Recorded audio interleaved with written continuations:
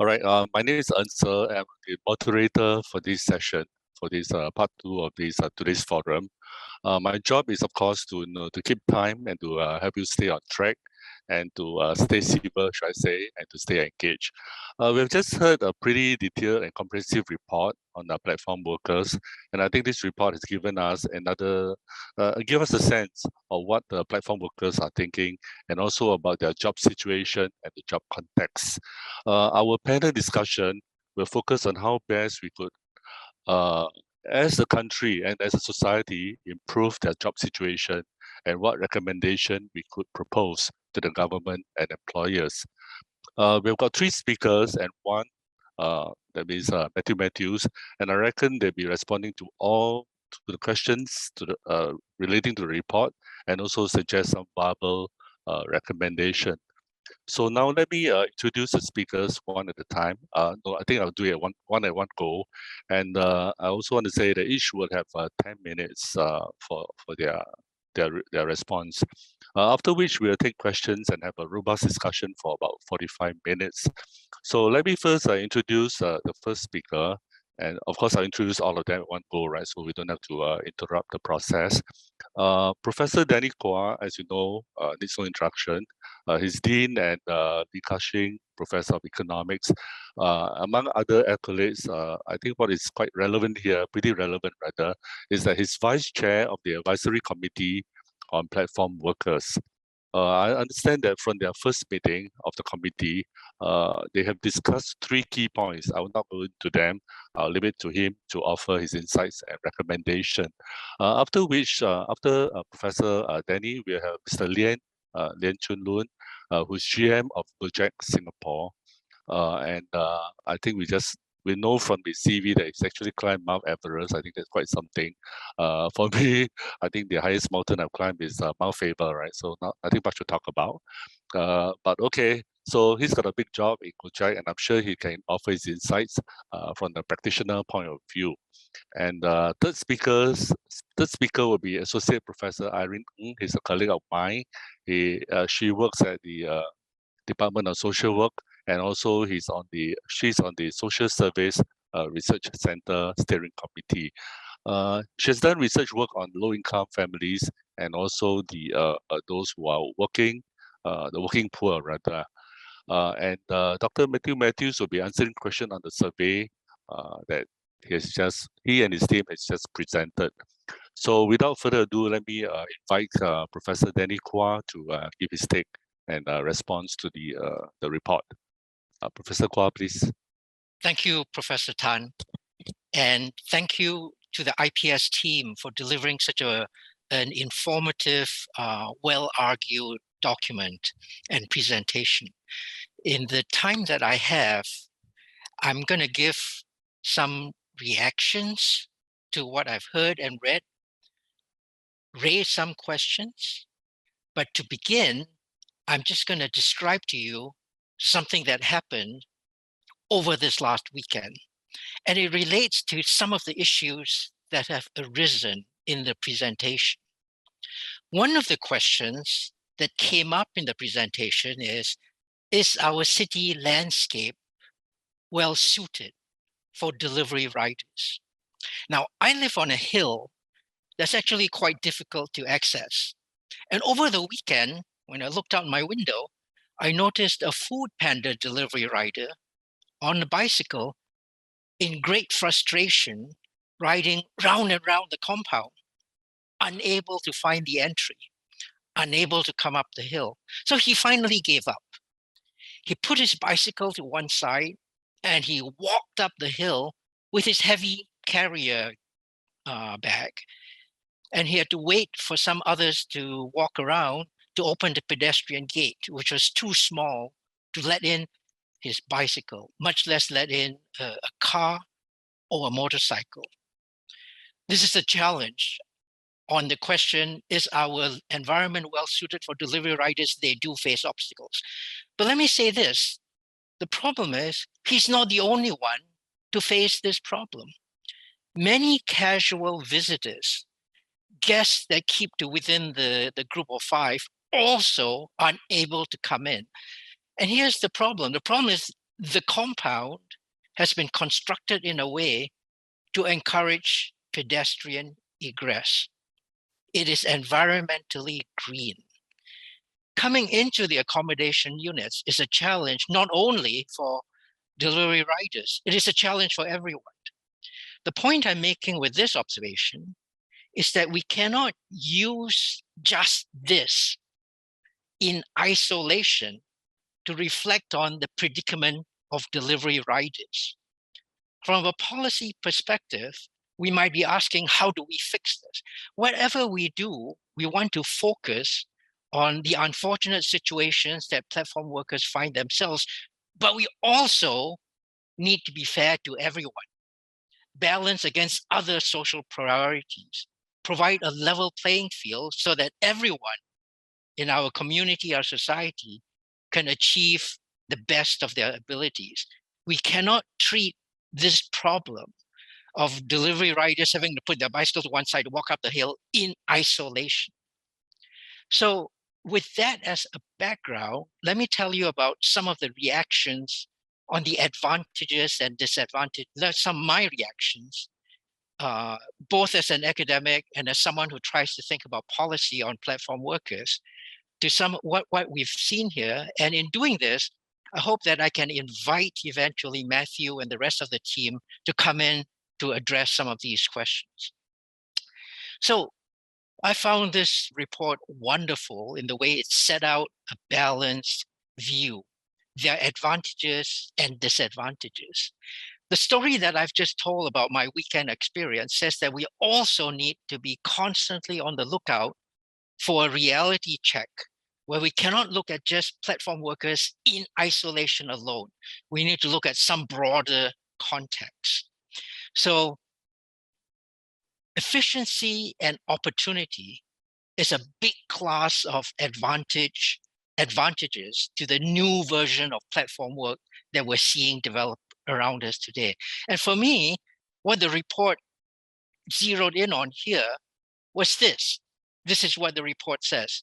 It is a quick and convenient way to find work, these platforms, especially for those with difficulties otherwise meeting their basic needs.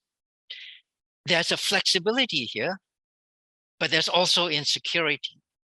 There are low barriers to entry. This is a wonderful thing for the platform workers. But just as I said in my introduction vignette, let's look around more broadly at the compound, at the landscape. Is this the maximally preferred work that platform workers want to do? What do they need to compare this with? Do they compare this with the best job they could imagine getting? Or do they compare this with having no work at all? That baseline matters hugely for how we think this advantage here is. How does this barrier to entry feature, which provides flexibility but also insecurity, compare to other similar income jobs, gardening and landscaping, security guards, hotel and restaurant service work? Do they provide a similar landscape for flexibility and insecurity? Some of this work is unquestionably mind-deadening. It's repetitive. It involves long hours and great discipline. But so does assembly line work. And assembly line work transformed the urban workforce over all of the 20th century. Assembly line work was also potentially dangerous on heavy machinery assembly lines. As we think about the dangers and the risks of this new platform of platform work, we need to constantly compare this with other parts of the employment landscape. You work more, they pay you more. This reflects autonomy and agency and some capacity for choice of these workers. It's especially the case for those who are trying to smooth over their income stream in between jobs. At the end of it, where I come down on is slide 16 in the report, Matthew, which says 57% of those that you surveyed say they can tolerate the pressures of being this driver. It's not 100%, it's not 0%. It is somewhere in between. It is actually higher than a simple 50% majority. 40% say they are satisfied overall. And we need to benchmark this against a touchstone of other similar jobs. Let me end this part of my discussion with a comment about the pressures of real-time algorithmic control and management. And this is, of course, stressful. I am stressed because in my office, there are security cameras that constantly look at me on whether I am typing in my staff reports. Some of my staff complain that they only get assessed once a year in their annual review. Okay. They would like more frequent assessments of how well they are doing. Having only annual reviews is not necessarily ideal. What we see for platform workers is they're not getting annual reviews. They're getting minute-by-minute reviews. They're getting constant assessment of how they're doing. Yes, this can be stressful, but so is the other extreme where people don't know how they're doing until the end of the year. And by then it's too late for them to get their reports in faster, change the way they're publishing. It is a machine that controls this. That is absolutely true. But human bosses need not be better. Human bosses can be capricious and prejudiced, and well, human. And being human is often not the best way to try and assess other humans. Let me end. I found that this report is wonderful in its nuance, in its balance, in how it thinks about the set of issues going forwards. I would encourage, if I may, perhaps as we go on in this thinking and this research, a constant reassessment of the more general landscape. We cannot zero in on the food panda delivery rider putting his bicycle one side, walking up the hill, because if we don't understand the more general environment, we don't understand what's happening there. We don't understand this is a general issue. So let me end by going back to a threefold set of issues that the Platform Workers Advisory Committee, on which I'm lucky enough to get to serve, that we're concerned with. And we're concerned with the points that this IPS report has raised. And we're constantly trying to get a touchstone against the more general Ministry of Manpower set of concerns. So there are three that I constantly come back to. One is income and retirement adequacy. How do platform workers do relative to others similarly placed? When they have low savings, is it a problem specific to platform workers, or do other low-income workers face the same set of issues? Can we provide a level playing field? The second concern is workplace injury. And workplace injury here and the associated insurance is very complicated because of the fine grain of control. Insurance works because it distributes risk. There is risk sharing. But when you have too much information and too much control, you are unable to insure properly because everybody tries to think about just themselves. There's no risk sharing. So we need to bring risk sharing back into thinking about workplace injury. And then my final set of concerns that we constantly come back to is what sometimes is referred to as collective bargaining. I don't think that that's necessarily the best term here, but some joint representation, some streamlined communications for those like my good friend Lien at Gojek, who's working on the platform side, some way for him to communicate in an easy way with everybody who's a platform worker working on his behalf. It's not necessarily just collective bargaining. That was one of the things collective bargaining served, but we need some kind of streamlined communications or joint representation.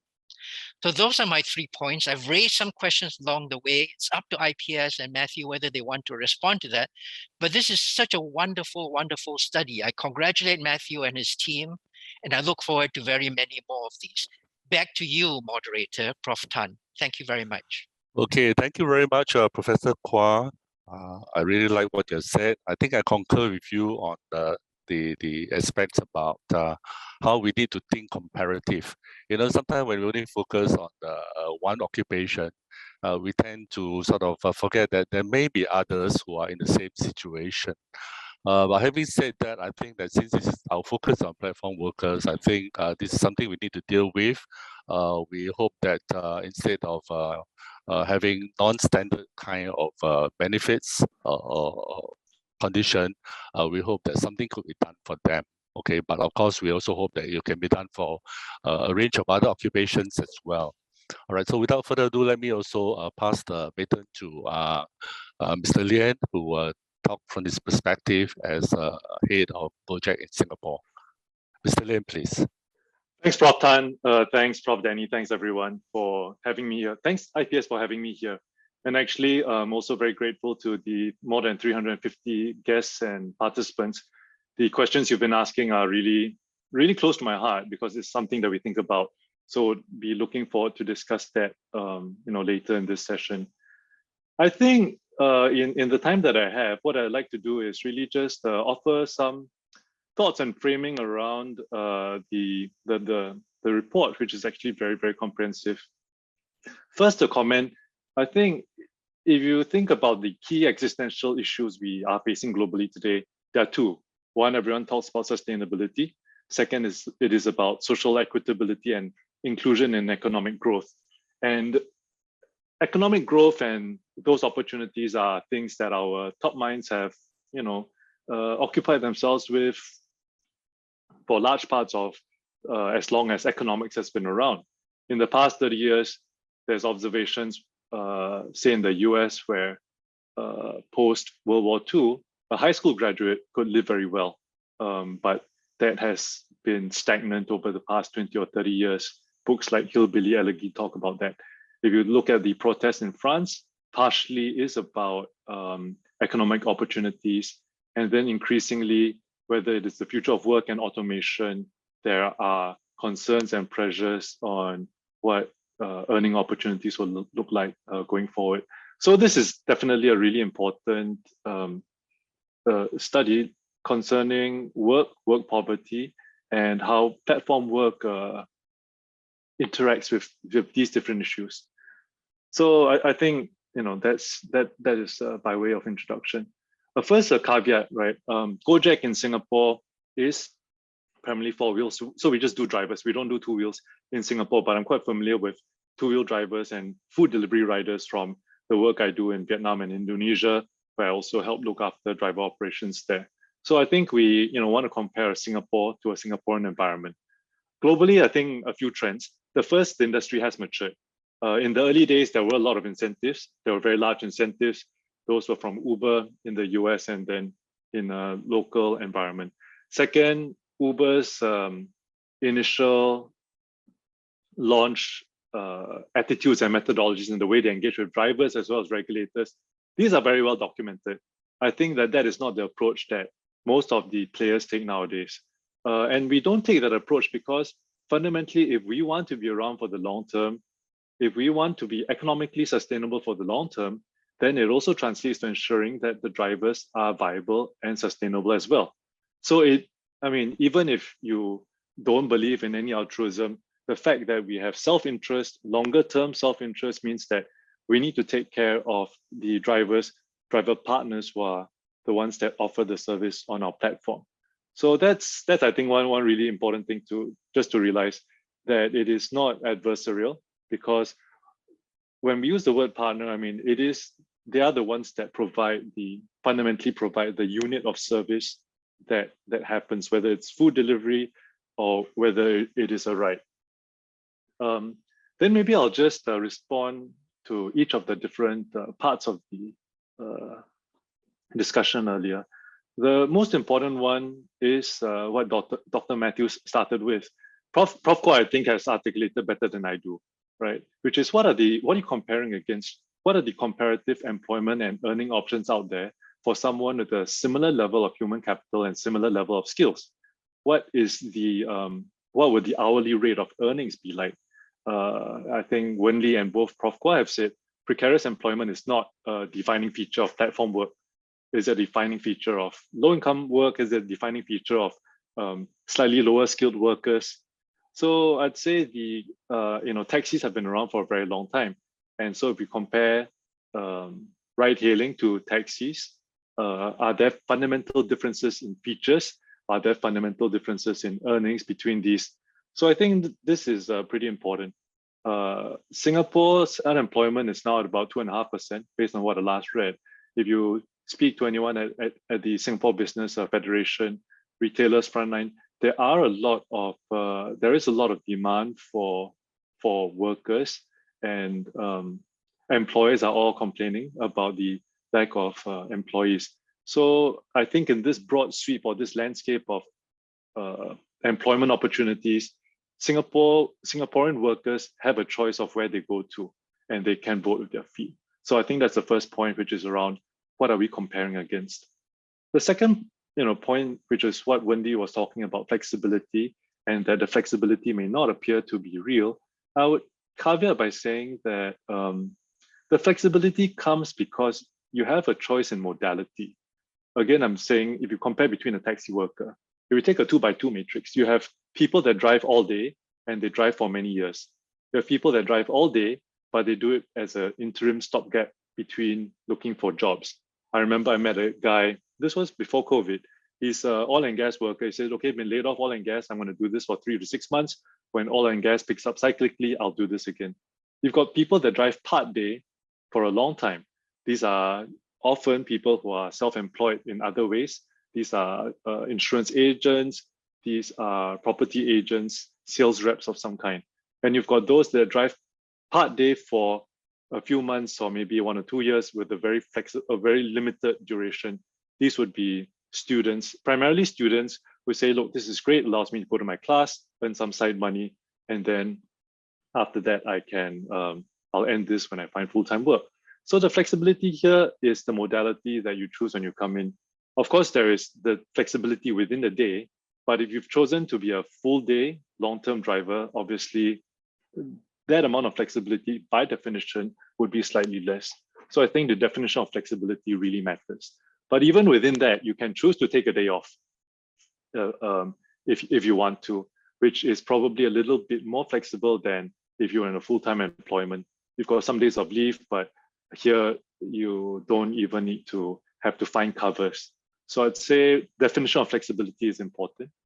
Third, I think when Fiona spoke, one aspect was really around job of last resort, or notion that it's a job of last resort and it doesn't actually create skills.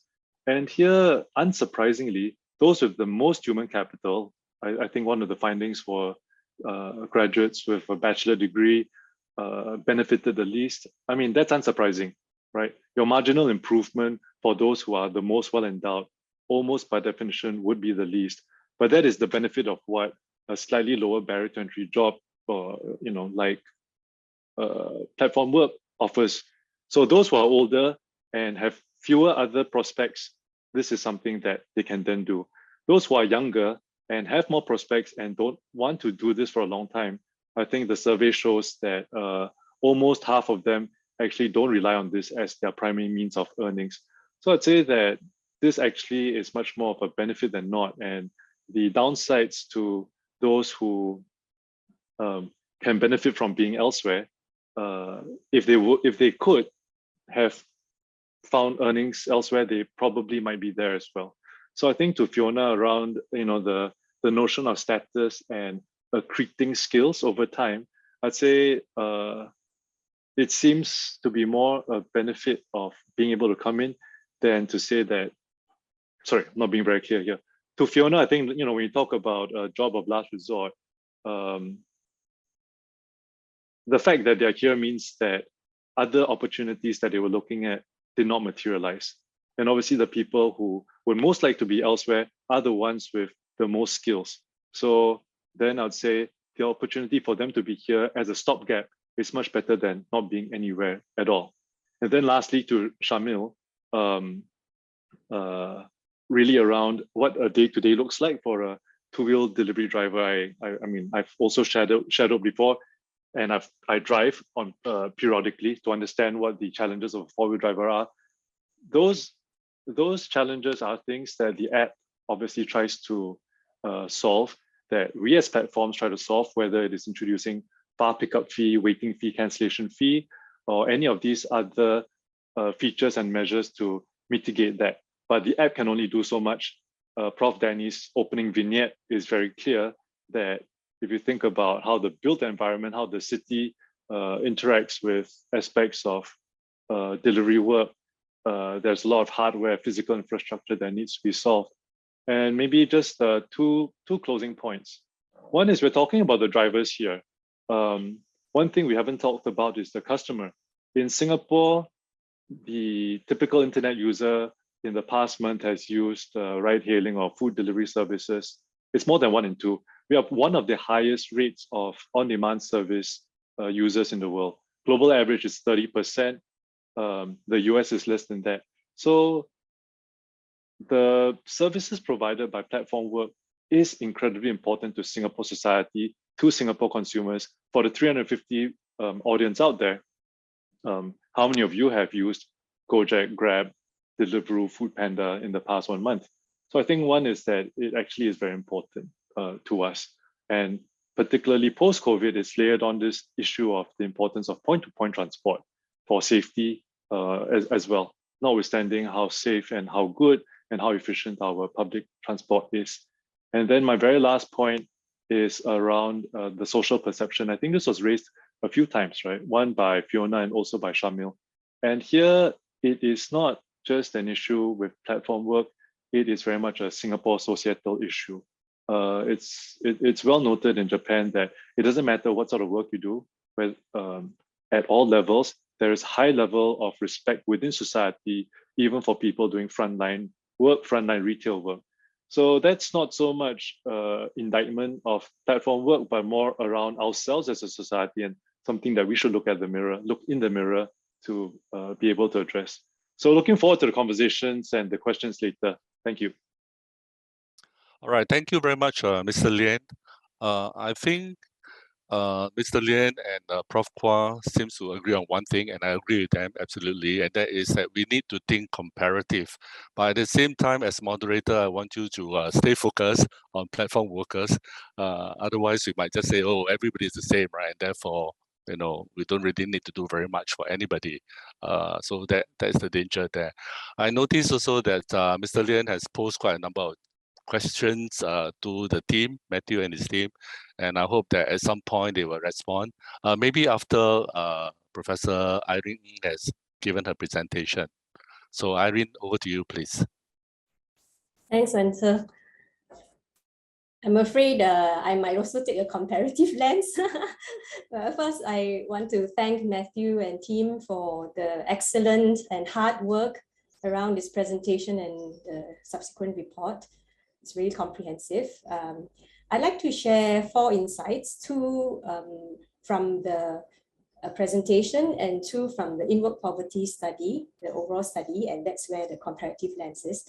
So actually what I will share probably reinforces what has been shared by the presenters as well as former panelists, but I think they're worth repeating. I did prepare some slides, so let me share screen. So the first noteworthy insight I found from the presentation is the importance of autonomy, not just flexibility. Because autonomy as a concept, right, talks about that sense of control.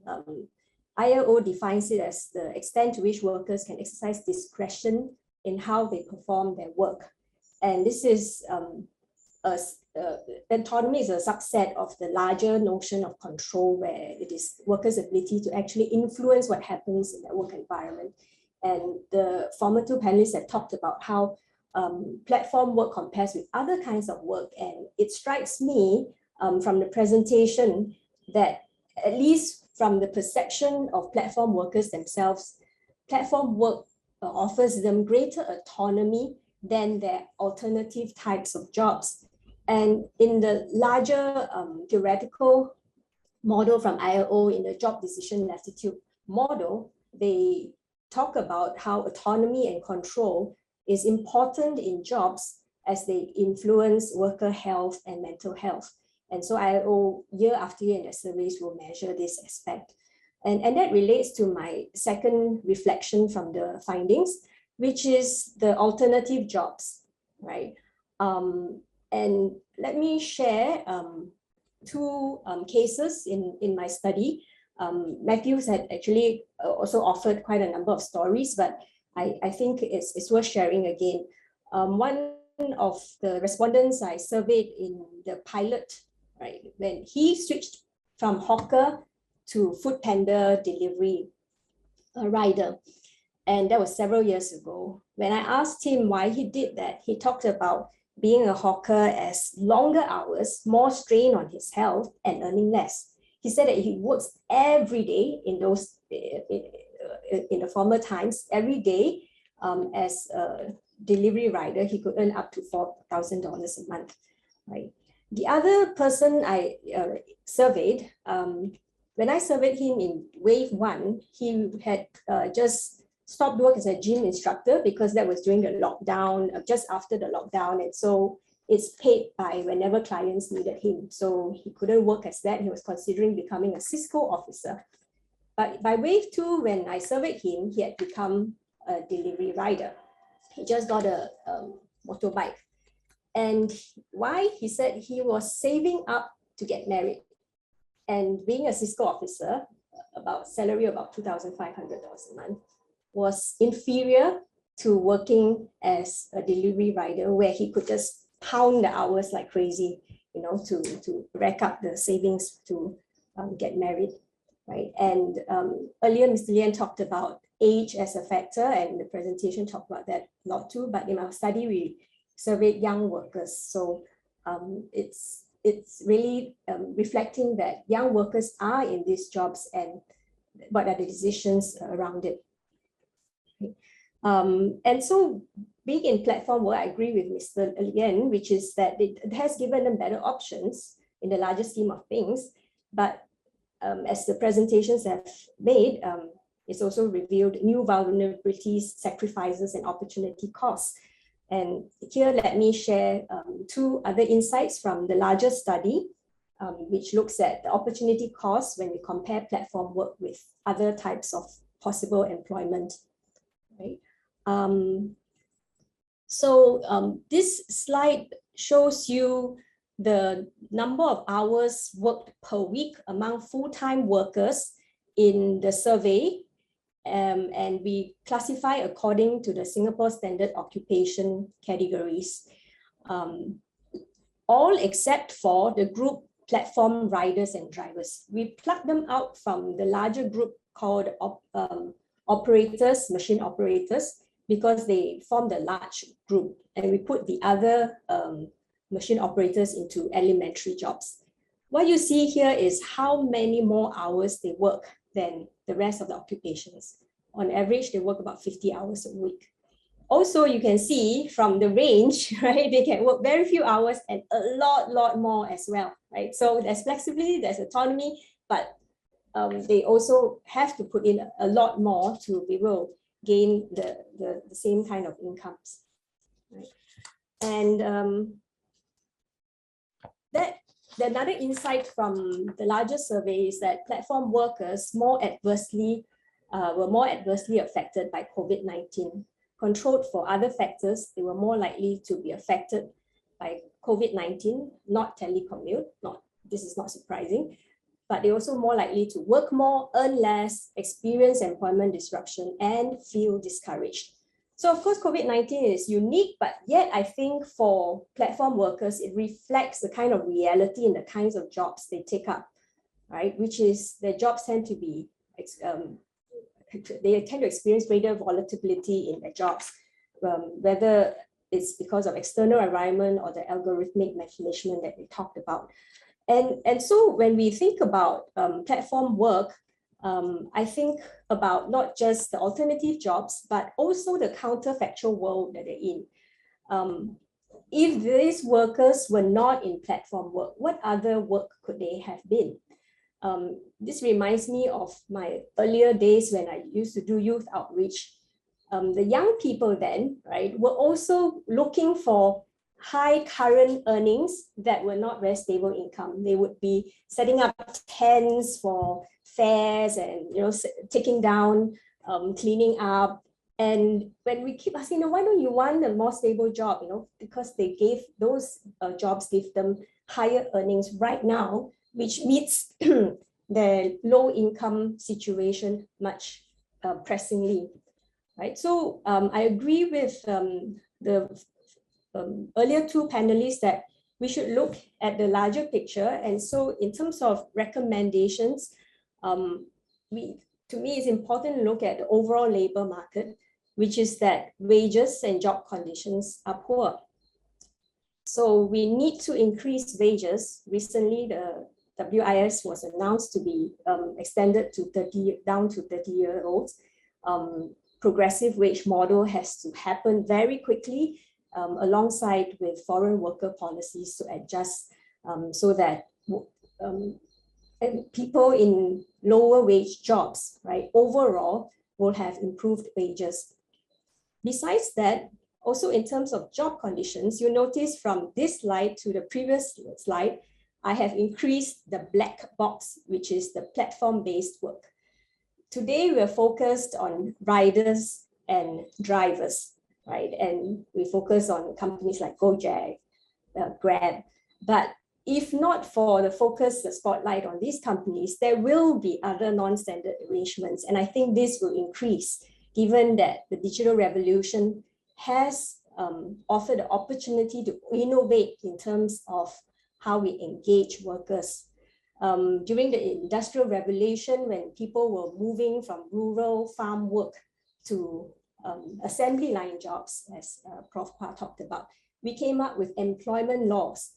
And now we're facing a different revolution, a digital revolution, where we have to rethink now about employment legislation, how we can also cover the increasing number of platform-based or non-standard work arrangements. So I really agree with the recommendations put up by Matthew's group about rest policy, about CPF, but these things are in the employment legislation. If platform workers can be part of labor laws, then they will be part of CPF. They will have enforced rest period. Of course, that takes a while for legislation to change. So meanwhile, I really agree with Prof. Kwa too about needing a strong representation by associations that have already been set up in NTUC for riders and drivers. I think that's it for my sharing. Thanks. Okay, thank you very much, Irene. I'm glad that all three speakers seem to be on the same platform, should I say, on the same side. I noticed that by and large, I think your presentation basically reinforced what Matthews and his team has reported, in their very comprehensive report. And it's also right, I think, to focus to say that really it's not just any jobs, any low-paying jobs, but also non-standard jobs that we should be focusing on today, this morning. There's something that I disagree with you actually. Is it really true that platform workers work longer hours than professionals and managers?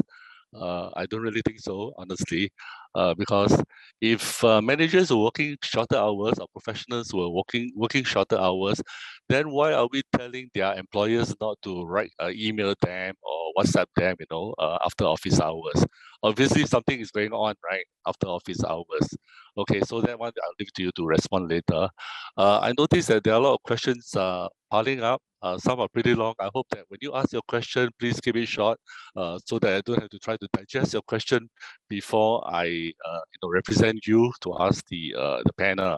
Okay, maybe I'll leave it to Matthews to respond to those questions that were from the panelists before I allow the rest, the other questions to come in. Okay. Thanks, So over to you, Matthew. Over to you. Thanks, Ansar, and I'll be very brief in my comments because I do think that there are many very good questions, and the panelists have done a very I think important job of being able to frame this study. It is very true that we are looking at one particular group, platform workers, and I think taken in isolation, especially in terms of the lived-in conditions, you may not be able to have that comparative lens. Of course, Irene's Irene using the larger survey to be able to talk about the number of hours, I think could be quite informative. Maybe Irene, you can clarify and argue with Enser about his talk about managers versus platform workers. But I think what we need to bear in mind is potentially something that we have looked through and thought through as we did this. It is true. I mean, we are also looking at other kinds of occupational groups, and we do know that conditions can be rather tough. In fact, the drivers themselves or the riders talk about the conditions, some of which kind of push them into platform work. So obviously there are issues and needs to kind of work at conditions in many, many different occupational groups. However, I think the big question really has got to do with the amount of protection that's possible. We do know that, I mean, if you're a machine operator or you're working in a hotel or security line or many other jobs which can be quite demanding, there are the kinds of requisite protections which kick in. And I mean, of course, Irene mentioned the Employment Act just now. And of course, many of these places there are, particularly because there's a kind of employee-employer relationship that kind of forces a certain type of, I mean, requirement, legislation, insurance, all kinds of different things. This seems to be something that might be, or at least, I mean, there's certainly some kinds of insurances and protection already available. And I think a lot of platform companies in Singapore have really kicked in to do that in the last year or so. However, I think the question is really the adequacy and whether more needs to be done in that front. The second, I think, has got to do with the fact that in our platform work, I mean, it's true that the alternatives may not always be as savory. But the reality is that we do find, especially if you look at the younger group of platform workers, they do have decent amounts of education. Many have IT background, polytechnic background. Of course, they're graduates inside it. And of course, the question is that many of the younger folk in this should be looking to move into other kinds of work. But does the conditions of platform work allow them to pivot? I mean, obviously, the way that platform work is currently structured is, I mean, arguably for some, that it treasures loyalty and you stay on in this and you keep on your higher statuses, you get more, you earn more. The immediacy of the reward in terms of income that comes in is something that's overwhelming for a lot of people. It's something that drives people and keeps them on that. Now, people have agency and they should be able to make that change and decide, well, enough. I mean, I should be now pivoting to my next job. But that's where I guess the consideration is. And I mean, is there a responsibility that all platforms or I mean other agencies have in terms of trying to nudge at least some of our younger platform workers to be able to think about the next option? And of course, that's about skills training, upgrading, being able to get into useful parts in the labor force, or because of the current conditions. I don't use the word comfortable there, but I mean, to some extent, I think there is a kind of inertia once you're in that particular thing. And I mean, there's a logic of its own that keeps on, and people kind of sometimes at least a portion of it gets stuck. So I think that call is that there's really that portion, that what we're doing to help that portion to be able to say, here there are other alternatives. If this is not something that you really enjoy doing, and I mean, there's always things that you should consider, and that's something that everyone has a responsibility of being able to nudge people towards making that choice. So anyway, I just wanted to bring up that broad point. I think just as a way of thinking about perhaps a difference between this and conventional work. Back to you. Okay. Thanks, Matthew. I think for the very detailed elaborate response. May I ask the panel speakers whether you want to respond to Matthew? Otherwise, I'm going to open up to the audience. Anyone? Prof. Danny, or Mr. Lien, or Irene? Maybe just a quick one. One of the comments is that younger workers come onto the platform, and even as Dr. Matthews has just said, they may not feel incentivized to actually leave the platform. I guess the question is there a structural lock-in? And thus, being on a platform, does a platform work, is it any different from any other work in terms of preventing you from seeking alternative employment, whether from a mindset perspective. In the early days, it was definitely very attractive because the earnings were high. I think now it's much more rationalized. I would actually argue that it may be easier to seek out alternative work if you're on a platform. Specifically, I know, I was interviewing for corporate roles, and the interviewee said, "Oh, I'm glad that we've got Zoom nowadays. Previously, I used to have to take half-day leave or take a whole day leave in order to go for an interview." And this is where your flexibility of scheduling actually comes in. But in my previous life, when I used to work as a consultant, and there the hours really were 16, 18-hour days. I really had no time to even think about anything else because I was literally at work all the time. So here I would say, if there is the wherewithal, there are a lot of opportunities, whether with E2I, whether with the availability of flexible learning, with the availability of the job matching platforms out there for the workers to actually, driver partners to go out and seek different kinds of employment. So I don't think that there's a structural lock-in. Prof. Tan, can I just go ahead, get in please. a quick response as well? Thank you. Sure. Thank you. Implicit in all this is something that I don't think any of us has stated in black and white explicitly, even though all of us are aware of this. When we make reference to the Employment Act, and we ask, why aren't all these workers simply covered by that? Part of the challenge here that we're grappling with is that platform workers are not employees. They're partners. And they are therefore not covered by the Employment Act. Now, then someone might say, why don't we extend the law to cover that? But, we're trying to deal with something that is quite delicate. And changing laws around is kind of a blunt instrument, potentially, in this context. I mean, on policy, we're very open to different ways to look at this. But for now, we're trying to see whether a fine-tuned adjustment that focuses on the specific characteristics of platform workers is something that might be better for everyone, for the sustainability of the industry and for the well-being of the workers themselves. And it's quite important to remember that part of the challenge is that we can't use yet a blunt instrument like a law or an act to say, okay, this is all taken care of. The work that we're doing here, both IPS and the work that the committee is doing, is precisely to try and get at the special features of the platform workers set against the context, set against the larger context. We are very focused, Prof. Tan, on platform workers. We're not ignoring them. But we do need to make sure that this is a level playing field and that no one is disadvantaged in taking forwards the policies. Back to you, please. Thank you. Okay, thanks for your clarification, Prof. Kwa. Irene, do you have any response? Otherwise, I'm going to open to the House.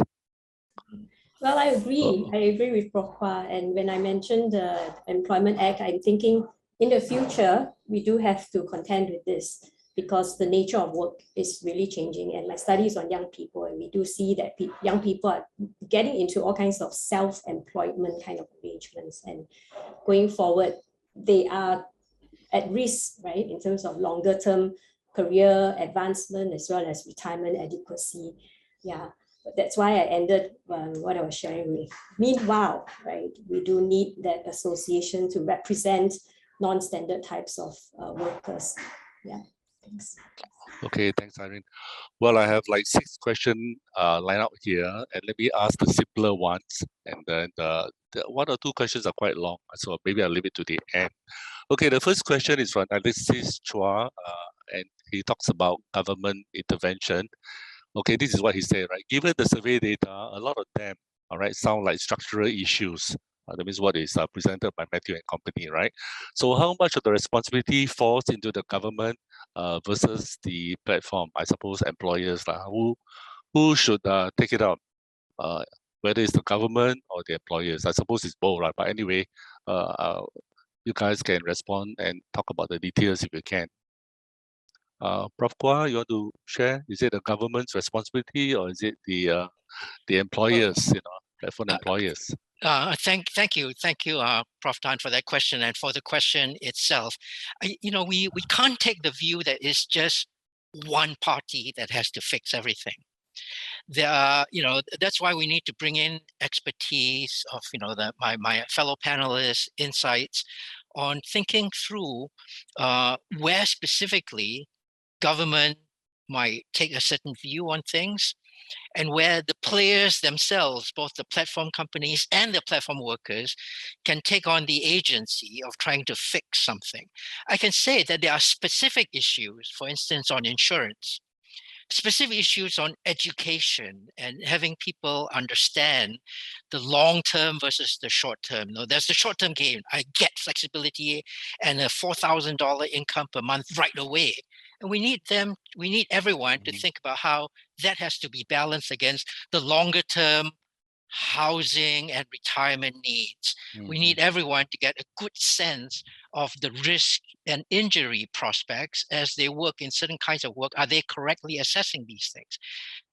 Humans are not very good at doing these calculations. So we need to try and nudge people to think about these things in a way that's actually good for everyone, good for society. So I don't think it's just one or the other. As my friend Lien says, we should not think about this as an adversarial situation. It is not. It is not companies versus workers. We're all in it together. We want this industry to be successful, to be sustainable. It's good for other businesses in Singapore. It's good for the Singapore consumer. It's good for the companies, and it's good for workers who have no other recourse to things that now, in the particular circumstances they find themselves. We just need to make sure it works for everyone. And for this, I think we do need everyone to come together to have a mutual understanding. It's very important that we have conversations like this and the consultations that we're constantly doing. I'm happy to fill in more details, but let me leave it at that. Okay, absolutely. I think for a long time, in Singapore, we have practiced this thing called tripartism, right? Where government, employers, and unions, get involved in the discussion and hopefully come up with something that is good for everybody. It's not a zero-sum game; it can be a positive-sum game. I think Irene, you wanted to say something, right, Irene? I'd like to add to Prof. Kwa. I really agree with what he said. I think that the other way that government and the platforms can work together is also about how the government provides the infrastructural regulatory framework for innovations in how platforms engage with workers. And then I really like what Mr. Lien also talked about, how it is in the company's self-interest to look after the workers. And I hope more companies take from that perspective, because companies do tend to just look at profit margins, not just tend to look at profit margins and efficiency, and in that way would compromise on worker well-being. I wanted to double, add on to that, right? Which is, if you think about the coverage or the protections that the platforms provide for the workers, I mean, in Gojek we've got something called Go Better, which is pretty comprehensive. It includes prolonged medical leave, personal accidents, hospitalization, up to 84 days. So, and I'm not alone in this, right? Whether it is Grab, whether it's Comfort, Deliveroo, Foodpanda, they all have different types of arrangements, whether Dr. Anywhere. For ourselves, we do it with a giggle cover. So as I said, when we entered the industry in Singapore, it was relatively mature, where the realization that we need to work well with the drivers, make sure it's sustainable for them, is quite deeply embedded within the psyche. So there are a lot of protections that are offered from insurance, from a downside risk. If we take a step back and say, look, there are three main concerns here. One is around earnings. The second is around downside protection risk. And then really the third one is what are long-term future prospects. I think that's that's the point of interest that Irene has. And I see, at least from the downside protection, I mean, we can definitely tweak it more, but almost every platform in some way, shape or form, clearly I think that we do some of the features or the quantums we provide are industry leading, but I would say the industry generally is quite responsible about this, and we can look at, and people will always ask for more. We need to see what is more, particularly in the context that on platform work, the relationship of work is very flexible. I mean, that is the defining feature. It is not 40 hours of work per week, and then you draw a platform and say, you draw a line, a quantized line, and say 40 hours a week, and hence you get this bucket of benefits. So everyone has got tiered benefits. We do as well, but I think we offer very generous ones. The industry overall offers very generous ones. It is just about allocating the tiering of time to the tiering of benefits, and particularly the ones for the segments that are most vulnerable. I think two-wheel drivers in particular, probably a little bit more than four-wheel drivers if you look at things like accident rates. And one additional thing to talk about though, there was one of the strong recommendations is on rest and mandatory rest. And the challenge here is that you can be resting on a platform, my platform, but you will not be resting on another person's platform. So there is a lot of personal agency. Drivers obviously do take their breaks. They are educated to take breaks. We recommend them to take breaks. There are reminders. But ultimately, if there's only that much that one can do, precisely because there is options and there are choice. So I can go do something else when I'm on break on platform one. So I think it is important to know that as well. Again, before we try to legislate or mandatory breaks every 4 hours, 15 minutes, people can vote with their feet. Drivers can vote with their feet. Yeah, thanks, Mr. Lien. Okay, I have a question here. As I said, I'm going to read only the short question for now, right? It's from Aileen Wong, good friend of mine. And her question is more for Matthews, I think. And she said, I understand that the NTUC has been considering what could be done for platform workers. Has the research team touched base with them and see what they might be considering and thereby respond to their recommendations with the data findings?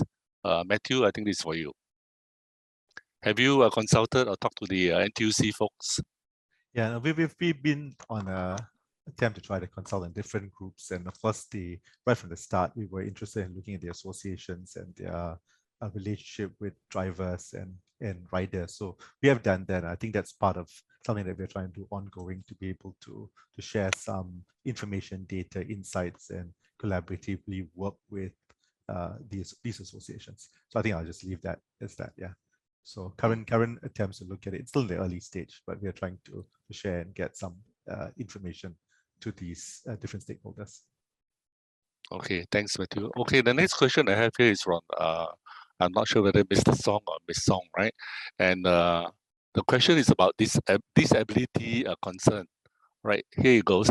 The platform companies say that they give meaningful jobs to people with physical disabilities. Has the team interviewed any riders with physical disabilities? For them, do their responses differ given that they typically face higher barriers in traditional types of work? Okay, back to you again, Matthews. Did you talk to any one with physical disabilities? I think at this point we were not looking at physical disability as the main area of that. So I think we've not done that. Okay. Mr. Lien, you want to say something? Yeah. This is a little bit more of an anecdote. Many years ago, well, not many years ago, but more recently, my team actually met up with a driver who, unfortunately, due to an accident he had many years ago, lost one of his legs. But that still allows him to drive. And such a small world that this driver actually was somebody that I was colleagues with when I was in the military. And you're saying that driving is actually one of the best work available that he can find, given the impairment that he has. So as long as one can drive and we can work around some of these limits, it's actually a type of work that allows them to earn a pretty good income. So whether it is hearing disabilities or some aspect of physical disabilities, the platform actually is quite flexible in that regard. So we do actually make a lot of allowances as long as it's something that doesn't prevent them from discharging their duties safely. Okay, thanks, Mr. Lien. Okay, the next question I have is from Chong Yen Kiet about labor market, right? His question goes like this. While salaries of low-wage jobs have increased over the years, for example, the progressive work that we came into being, right? Wages have remained low. how important is this low-wage labor market context in Singapore in shaping the choices and actions of platform workers? What does this mean for labor market policies for low-wage workers? Okay, kind of a broad question, right? Maybe Irene, you want to say something? I feel like I've shared about that in my sharing, which is, I do think that the larger context is bad wages and bad jobs overall among lower educated people. And so that has to improve for sure. If wages of alternative jobs improve, then the going into platform won't be that much attractive. It levels the playing field in a sense. Perhaps the other panelists would like to add. Yeah, Prof. Danny Kwa, I think you are moving, right?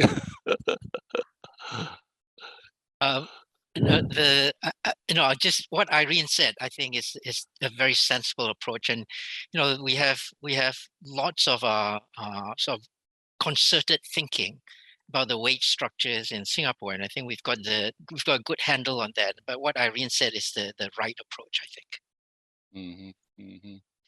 Yeah, I wonder whether should we bring out the question whether should every worker has at least a living wage. I know we don't want to talk about minimum wage, right? What about a living wage?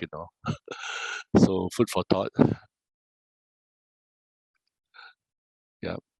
Okay, let me move on to the next question, right? This is from Nurul Huda Hassan about intervention for lower income platform workers. Okay, in order to provide income security, particularly for lower income platform workers who seem to occupy such a significant proportion in this industry, where do you think would be the most effective point of intervention in the ecosystem? Government, consumers, platform companies. All right, we're talking about providing income security. I hope the question not too vague, right? Where do you think would be the most effective point of intervention in the ecosystem? I mean, should it be the government, the consumer, or platform companies? Okay, maybe I'd like to. Yeah, sorry, go ahead, please, Dr. Han. Oh, I wanted to say that maybe consumer comes in the sense that they must be willing to pay more, and whether they're willing to do that or not. It's one thing to say, okay, everybody increase wages, right? But are consumers willing to pay for part of it? That is, yeah, Mr. Lien. Yeah, no, exactly. If you go back to the concerns that we've raised, right? 1, earnings. 2, savings. 3, risk. 4, future growth. From an earnings perspective, ultimately it has to be the consumer. It has to be the market. And if the business model is not something that the market finds valuable, then clearly, then it's not sustainable. And that's why I cited that. If you look at private car ownership in the US, ride-hailing is actually very low in the US. It's one of the lowest in this survey because the US cars are cheap, right? So if you still believe that point-to-point is important, particularly with the car-light model that Singapore is adopting, then whether it's point-to-point or on-demand services, the customers find it critical and important in a dense city like Singapore, where there are great efficiencies to be had for this type of transport, then the customers have to pay. But for the other things, it may be done by other people. So if you talk about savings, you can legislate it, or you can mandate it, or you can educate the drivers a little bit more. Insurance, Prof. Danny talked about the challenges of attributing risk if I'm on a trip versus I'm not. So there's probably some notion of pooling there, which is what insurance is about. And then you just spread it equally rather than trying to tie it directly to one person or one platform or one driver.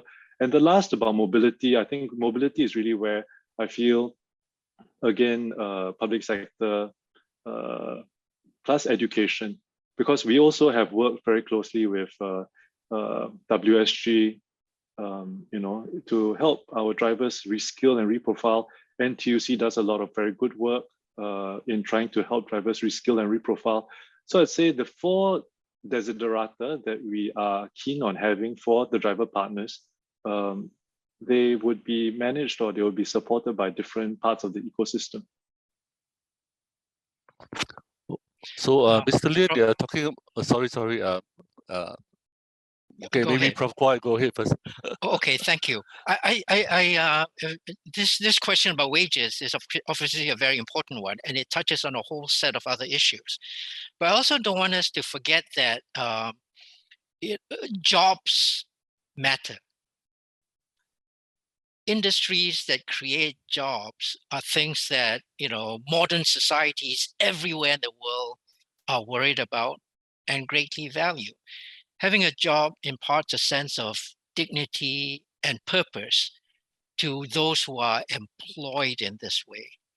And the same time that we think about how the entire ecosystem of industry players, platform companies, government regulations, the consumer all come together to help determine the wages of platform workers, we can't lose sight that this remains a growth area for industry, for the workforce across the world.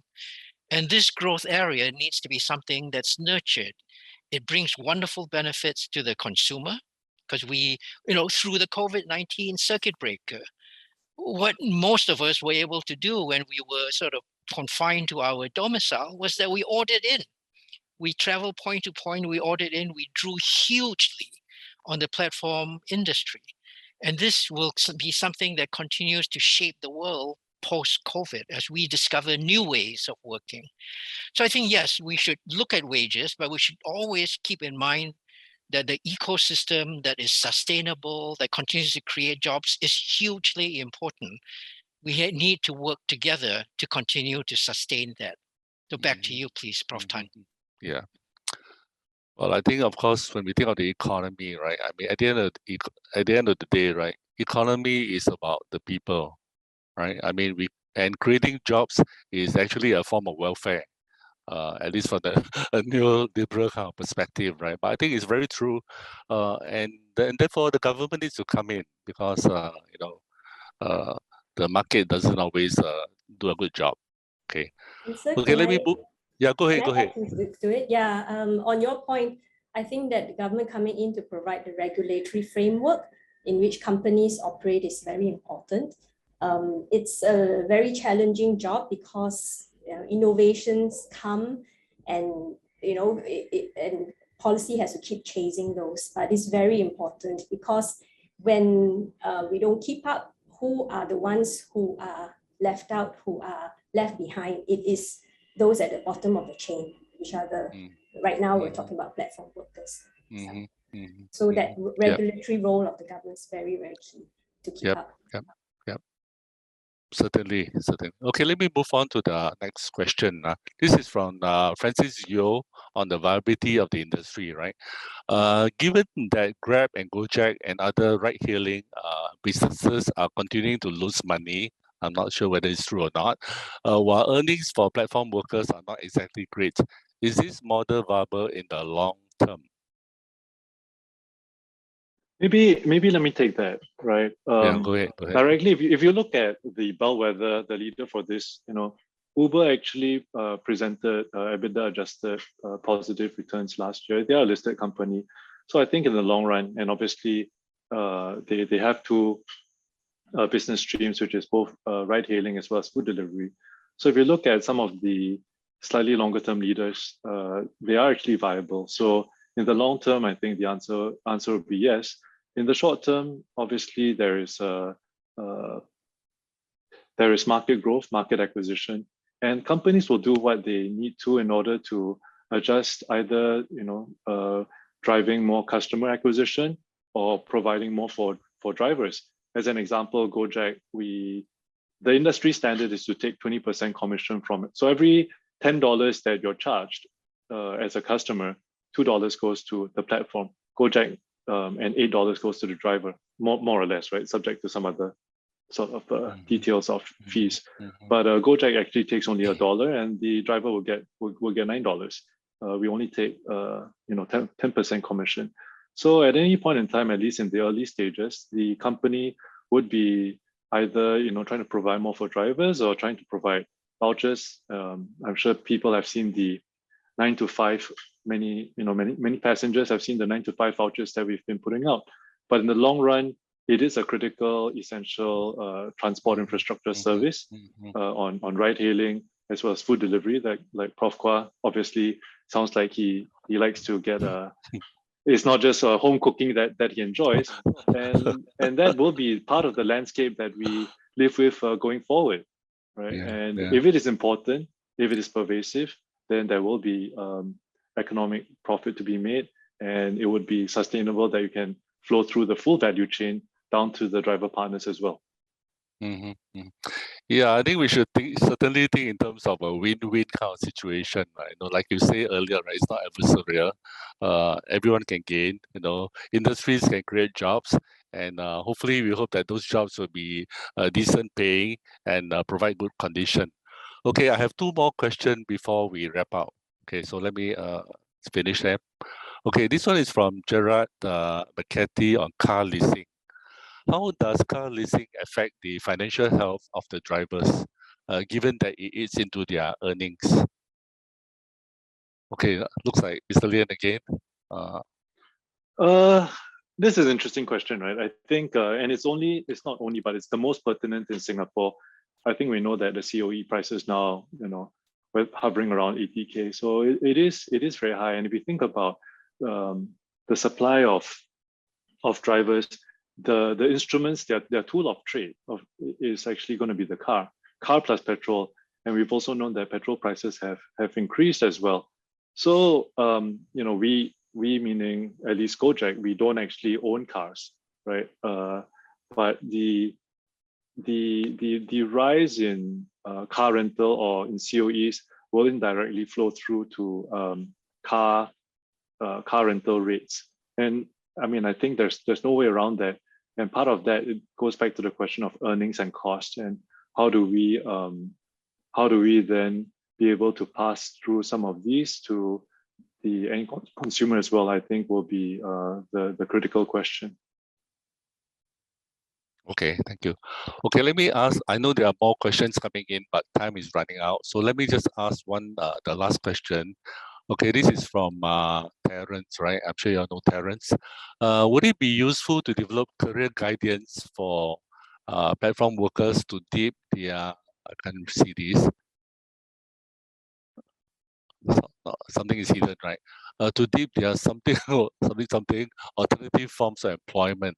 I think it's basically about training, right? Training and career guidance. Is it something that Gojek is doing, or any of our platform companies? Yeah. I mean, I think we talked about reprofiling and retraining. First, the government has put in a lot of effort. I mean, if you think about the broader narrative of education, it's no longer, if you think of higher education, it is no longer you leave school and that's it. You're set for the rest of your life. There's so much around bite-sized learning. There are so many startups out there. There are so many online learning platforms. So one, the availability of an opportunity to reprofile is more than it ever was, right? The second is there awareness of the need to reprofile? And I think I really like I think it's the NTUC line, which is, we are here to protect the workers, not the jobs. So there's no job that is sacrosanct. And I believe in that. I mean, Singapore needs to believe in that, because having a dynamic workforce that can then adapt to growing needs. Of course, reprofiling is challenging, it's difficult, it's disruptive. We all appreciate and understand that. I think the public sector, the government has made a lot of efforts to be able to help workers reprofile. So second, and with grants and all, and similarly, like I said, we've had programs with WSG to help driver partners reprofile themselves if they want to look for work outside of driving. And then you also have opportunities such as E2I. So it is not for lack of availability. It is not for lack of awareness that people don't do this, right? Then the question is, what are some of the other structural issues? I mean, is it really that within the availability set of what is out there in terms of the full benefits? When you take across, I want flexibility, I want the ability to, I mean, again, anecdotally speak to drivers and they say, look, I've got a elderly parent I need to care for at home, and I just really like to be able to hit back at any sort of hours. People have voted with the choices that they have available, and I think the upstream parts of making this as available as possible have, I won't say, I mean, again, more can always be done, but what is the state that we're starting off from? I think it's actually a pretty good start point. Yeah, I suppose Can I add to that? Sorry. Yeah, go ahead, Irene. Go ahead. Yeah. Go ahead. So the in-work poverty study, when we started up, we were concerned about this area, why the young people make certain decisions in their jobs, and to what extent do they access the existing opportunities, for example, E2I, WSG, and SkillsFuture, because we are finding that young people don't seem to engage as much with these government standard kind of programs, especially the lower educated. And in fact, in our study now, among the pool of platform workers, 86% are IT graduates and below. And we're finding that between the IT graduates and those who didn't graduate from IT, they are actually in very similar jobs. So somehow the IT graduates are still doing platform work or other kinds of work like this. So what's happening that they're not pursuing those careers that they are trained for in the ITE. So I support what Matthew's team have recommended in this area, which is to provide more targeted and customized kind of career guidance for this group, right? Not just platform workers, but younger workers whom we are concerned about in terms of their future trajectories. And I find that actually, Mr. Lien, companies like yours will have a very good role, because somehow young people, maybe they have some resistance when it's government, right? But that the fact that they are your partners, right? And you reach out to them and say, hey, we are hiring you, but yet think about your future, what are the options? And I think it might be more effective than the current state. Yeah, Irene, actually that to me sounds like a corporate social responsibility to your partners. Exactly, and that is the point I was making. We do have programs like these where we actively, try to encourage driver partners that want to take up other work and other job to reskill, upskill, reprofile themselves. So I mean, there is a lot of, and it's not just this, right? I mean, if you take a step back around awareness, education, I think one of the calls was for understanding what this is about. One of the campaigns that we've run is really around savings, how they manage a budget. There's a lot around financial literacy, and that is also a campaign and a program that that we do run. In fact, again, as an example of how not many people may have gone through or hold a PDVL here, but if you actually go through the course, the 2-day PDVL course, one of the modules is around how do you plan your finances, how do you plan your budget. Essentially, if you think of yourself as an SME, or if you're self-employed, I mean, you are responsible for your P&L. That is, I was surprised. I mean, I was very pleasantly surprised when I took the class, and they actually were trying to get the drivers to really think about it from that perspective. So my point is, this is hammered home through many different channels at many different times already. And if you're saying, can ITs do more to channel and steer their students to other sorts of work? I mean, very, very possibly, right? But I don't think that there's a disproportionate sway or disproportionate pull of this industry of ride-hailing or platform work on some of the younger workers, beyond the merits, the surface merits of what is available. Yeah, I think we have actually about 10 minutes more to go. So we have time for one more question.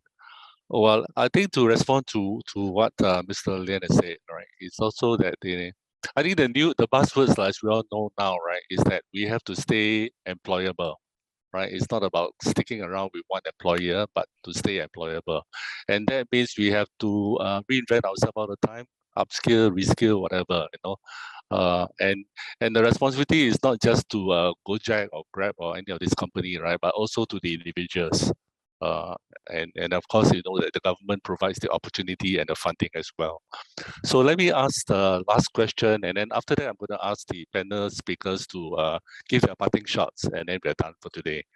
Okay, the question I have here, okay, this is from Beatrice, right? It says, for consumers to be willing and able to afford to pay more, their wages need to be able to support the prices they pay for these services and products. The system is circular. It is about jobs. It's about distribution of income. What is a fair distribution? Who determines what is fair? Okay, this one goes beyond Gojek, right? I think maybe we can start with Prof. Kwa. Then I think Irene will be able to answer that, I think. Of course, Mr. Lien can join in too. Okay, thank you for that question. Exactly as Prof. Tan says, that question extends well beyond the very important focus that we've got today. I think, you know, the question that's asked is, what is a fair, you know, system that continues to keep generating well-being for the people, for society, and that's sustainable? I think that, you know, one thing we need to do is to be we need to properly manage our ambitions. We've gotten to a point where prosperity, well-being is within reach of everyone. We continue to lift people the world continues to lift people from poverty. We continue to make everyone better off.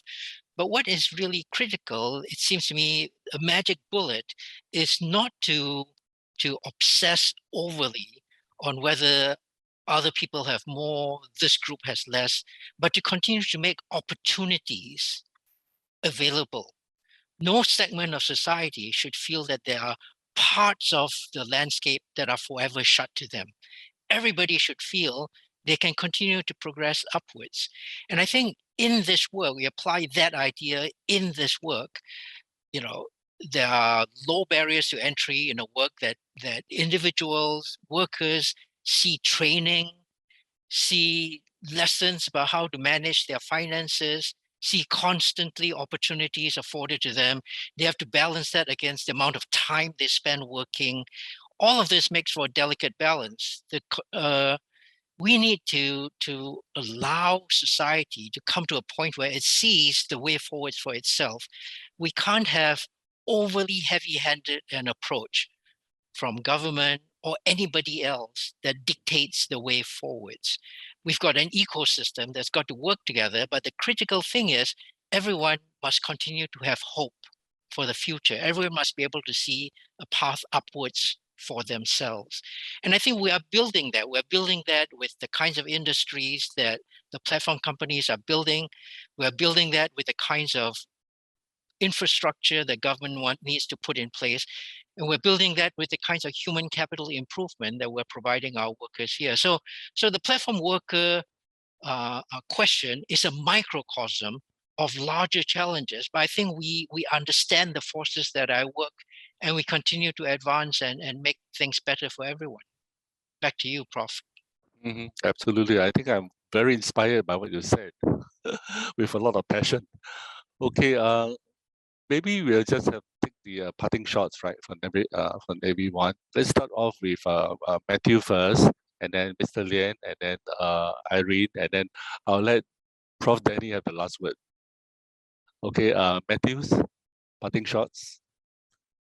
Thanks very much, Prof. Tan, and certainly appreciate all the comments that have been given today. I mean, I won't give so much a summary of my discussion. I'll leave the rest of the panelists to discuss that. But I want to mention that a lot of the ideas that people have shared and a lot of participants have put on the Q&A function, these are ideas that we definitely want to think through, and we are working on putting a book together, and we want to be as comprehensive as possible, putting in all the different views, opinions, different stakeholders. So many of these ideas are extremely important for that broader issue that we're looking at.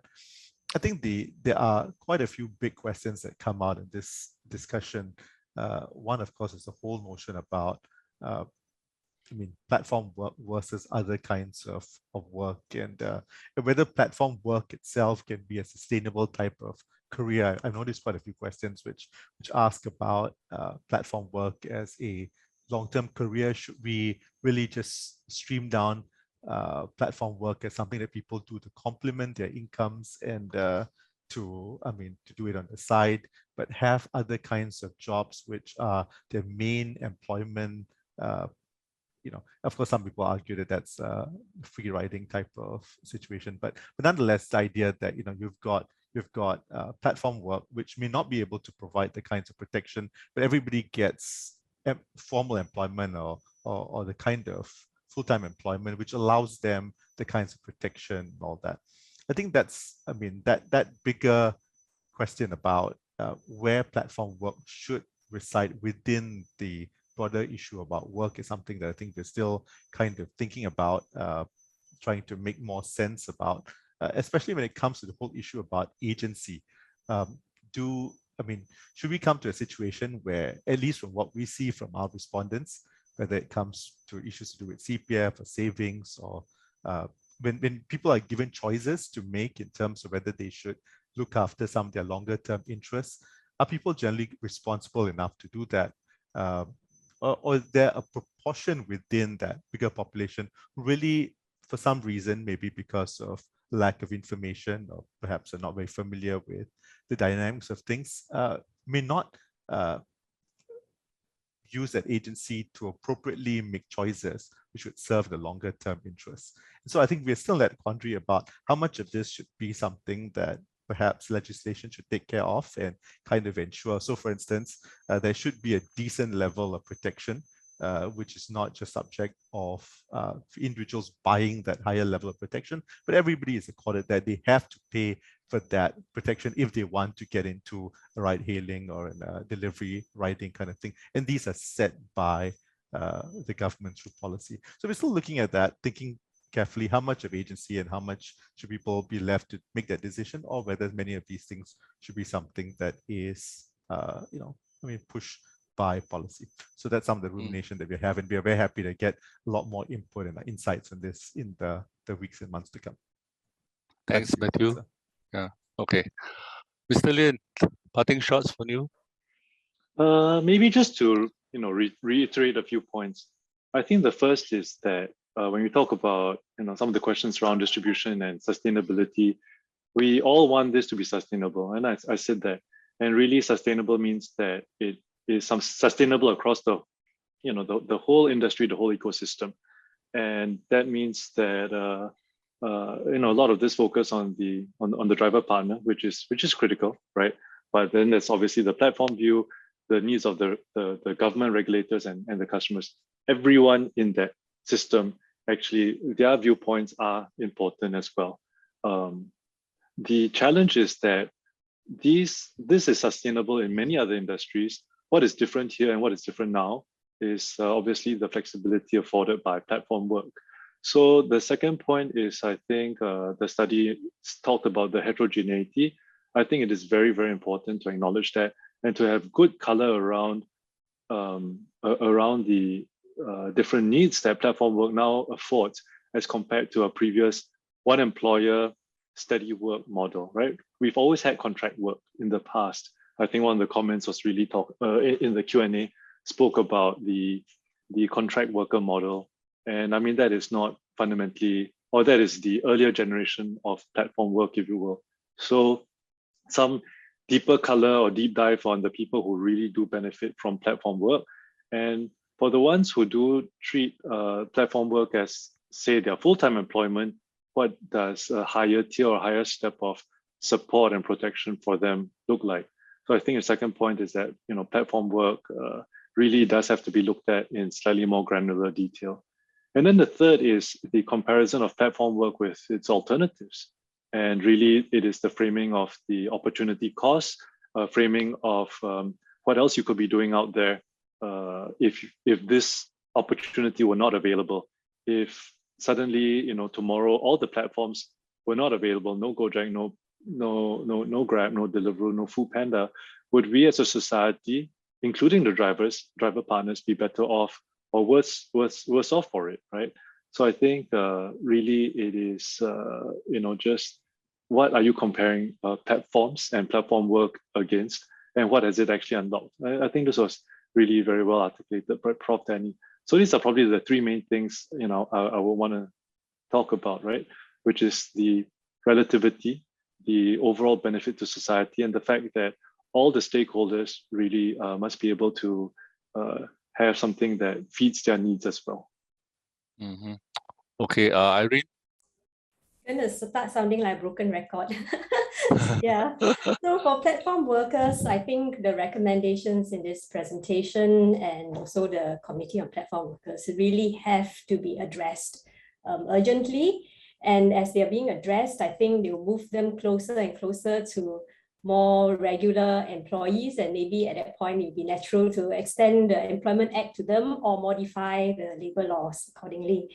And in terms of then roles between asking companies like Gojek to be moving on this, or the government, I think both has to happen. But at the same time, in my other research, not on platform companies and workers, employers tend to say that, because of competition, we want to pay better wages, we want to offer better conditions, but we can't because there'll be another company that will undercut us.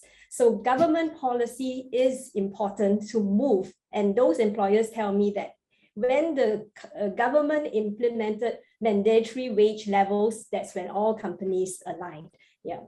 And so the larger context of overall wages and conditions that we have to look out for.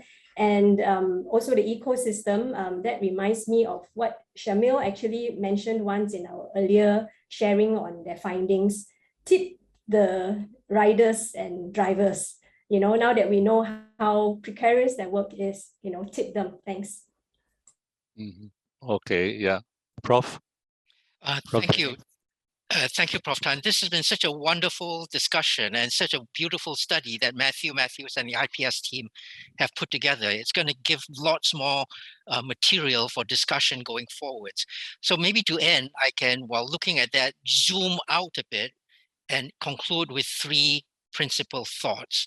First is that we can't fight technology and competition, the global marketplace.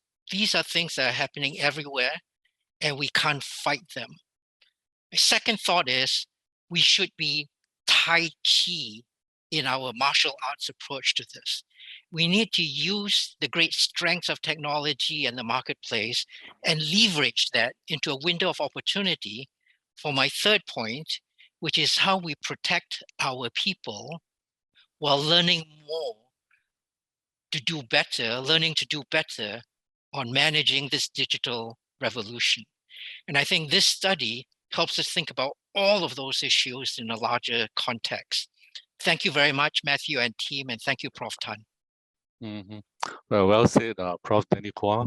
Okay, so it leaves for me to thank the panel speakers. I think we have a very enlightening, insightful session.